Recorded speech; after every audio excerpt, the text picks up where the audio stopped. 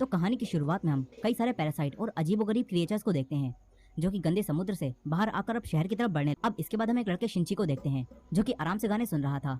तभी यहाँ एक और पैरासाइट आकर उसके कान में घुसने की कोशिश करता है, लेकिन शिंची ने ईयरफोन लगा रखे थे, इसीलिए अब वो पैरासाइट नाक के जरिए अंदर जाने लगता है। तभी शिंची उसे देखकर उसे दूर फेंक देता है। शिंची डरते हुए एक बुक के जरिए उसे मारने की कोशिश करता है, लेकिन वो पैरासाइट उसके हाथ पर काटकर उसके हाथ के अंदर घुस जाता है। तभी शिंची घबराकर एक केबल से अपने हाथ को बांधकर उसे बीच में ही रोक देता है।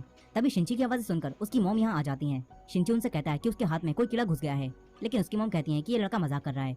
वो शिंची के पास आकर उसके एक हाथ से उसका दूसरा हाथ छुड़ा देती हैं और फिर देखती हैं तो यहाँ उन्हें कोई भी कीड़ा नहीं दिखता। फिर हम उसी आदमी को देखते हैं जिसके अंदर पैरासाइट घुस गया था। वो आदमी अब अजीब सा बिहेव कर रहा होता है और अब वो अपनी वाइफ के पास जाता है। अचानक से उसका मुंह एक बड़े से क्रिएचर के मुंह में बदल जाता है जिसके अंदर कई सारी आंखें थीं। उसकी वाइफ कुछ भी समझ पाती इससे पहले ही वो आदमी अपनी वाइफ को खा जाता है। यानी कि उस पैरासाइट ने इस आदमी के ब्रेन को पूरी तरह से अपने काबू में करके इसे एक क्रिएचर बना दिया है। इसीलिए वो वापस घर आकर इंटरनेट पर इस बारे में सर्च करता है। तभी उसके हाथ से एक आंख बाहर आती है। शिंची उसे देखकर चौंक जाता है, लेकिन वो आंख वापस अंदर चली जाती है। शिंची अब अपना हाथ काटकर आंख निकाल कर देखने वाला था, लेकिन तभी उसका हाथ एक बड़े से सांप में बदल जाता है और उसे ही डरा देता है। फिर उसका हाथ एक छोटे क्रिएचर में बदल जाता है। शिंची उसे देखकर काफी डरा हुआ था। तभी वो क्रिएचर कहता है कि मैं फेल हो गया। शिंची कहता है कि ये मेरे हाथ को क्या हो गया। तभी वो क्रिएचर भी कहता है कि ये मेरे हाथ को क्या हो गया।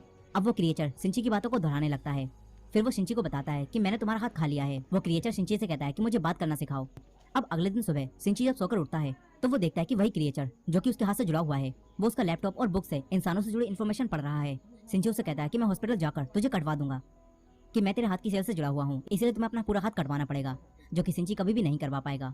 अब वो पैरासाइट शिंची को बताता है कि वो उसकी पूरी बॉडी पर कब्जा करने की कोशिश कर रहा था, लेकिन क्योंकि शिंची ने उसे हाथ में ही रोक दिया तो इसके बाद वो शिंची के हाथ पर ही कब्जा कर पाया और अब वो दोनों एक दूसरे से जुड़ चुके हैं। ये क्रिएचर कहता है कि तुम मेरे होस्ट हो और मैं अपने होस्ट के बगैर कुछ भी नहीं कर सकता। फिर वो क्रिएचर कहता है कि तुम मुझे मिगी बुलाओ। मिगी शिंची के जरिए स्कूल में कई सारी बुक्स पढ़ता है और इंसानों के बारे में और भी ज्यादा जानता है। वो स्टूडेंट्स को फाइटिंग प्रैक्टिस करते हुए भी देखता है और मिगी सिर्फ उन्हें देखकर ही फाइटिंग स्किल सीख लेता है। यहाँ मिगी और शिंची में अच्छी दोस्ती हो गई होती है और मिगी शिंची को कोई भी नुकसान नहीं पहुंचाता। लेकिन इसी शहर में कई सारे पैरासाइट ने और लोगों की बॉडी पर भी कब्जा कर लिया होता है और वो पैरासाइट लोगों को मारकर खा रहे थे। ये खबरें पूरे शहर में फैल जाती हैं, लेकिन किसी भी आम इंसान को ये पता नहीं होता कि लोगों को कौन मार रहा है।